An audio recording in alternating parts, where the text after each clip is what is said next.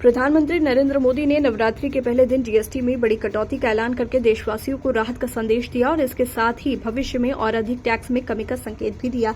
ये घोषणा केवल उत्सव का मौका नहीं बल्कि भारतीय अर्थव्यवस्था की दिशा और सरकार की नीतिगत प्राथमिकताओं का भी प्रतीक है। मोदी ने स्पष्ट किया कि 2014 में 1 लाख रुपए की खरीदारी पर करीब 25,000 रुपए टैक्स लगता था, जबकि अब ये राशि केवल 5 से 6,000 रुपए के टैक्स में बदल गई है। ये आंकड़ा दिखाता है कि समय के साथ लागू की गई जीएसटी रिफॉर्म्स ने आम नागरिक की जेब पर टैक्स का बोझ कम किया है और परिवारों की बचत बढ़ाई है।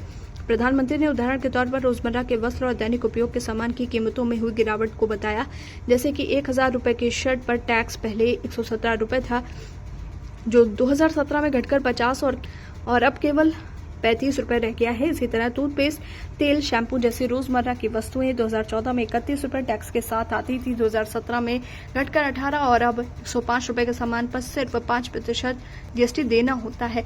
ये स्पष्ट संकेत है कि सरकार ने आर्थिक मजबूती और कर सुधार को प्राथमिकता दी है। कृषि और परिवहन क्षेत्र में भी इसका असर साफ दिखाई देता है। ट्रैक्टर पर 70,000 रुपए से अधिक टैक्स पहले लगता था, अब केवल 30,000 रुपए है।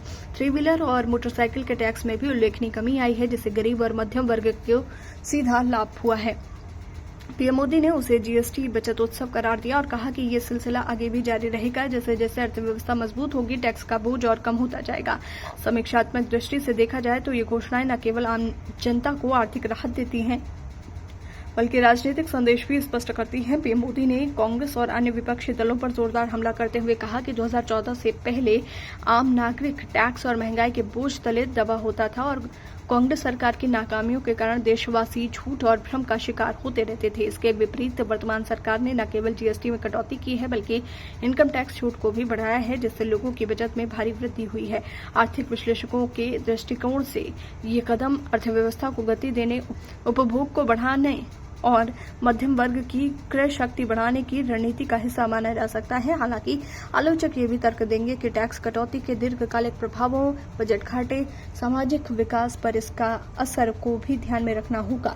बावजूद इसके आम नागरिक के दृष्टिकोण से ये राहत और बचत का अवसर है, जो राजनीतिक और आर्थिक दोनों दृष्टियों से सरकार की सक्रियता को दर्शाता है। इस प्रकार मोदी सरकार की जीएसटी कटौती केवल टैक्स की दर में गिरावट नहीं बल्कि आर्थिक मजबूती, कर सुधार और जनता की जेब पर असर डालने वाली नीतियों का प्रतीक बन गई है। साथ ही ये सरकार की प्रतिबद्धता को भी दर्शाती है कि जैसे जैसे देश की अर्थव्यवस्था मजबूत होगी, टैक्स का बोझ और कम किया जाएगा।